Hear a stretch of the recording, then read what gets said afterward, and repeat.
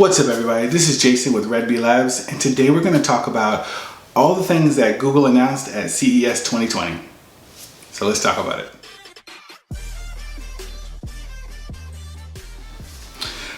Okay guys, I'm just going to jump right in. First is scheduled actions. So scheduled actions allows you to basically do what it says, scheduled action. So if you want at 5 o'clock in the morning to turn on the outside lights, then what it'll do is it'll automatically turn on the lights at 5 o'clock in the morning. So, I mean, it's kind of nice. I mean, I have a lot of that set up already, but it's nice just to have Google Home already be able to just set that up for you. Just give it a command and she goes ahead and set that up for you and you don't have to worry about it.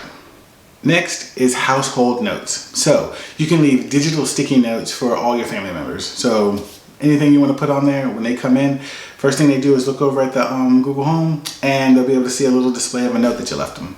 Next up is interpreter mode. And in interpreter mode, they showed this already, but what happens is you're able to have a free-flowing conversation with someone who speaks another language from you.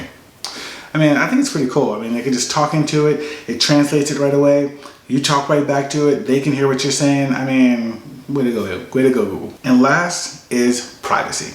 So, you know, sometimes you're sitting on the couch watching TV or you're just talking to somebody and then your Google Home starts to come on and you think, oh, what's going on with that? Now there's a command you can say, which is, hey Google, that wasn't for you. And she'll go through and delete all that she just heard from you. It should be gone in a few seconds.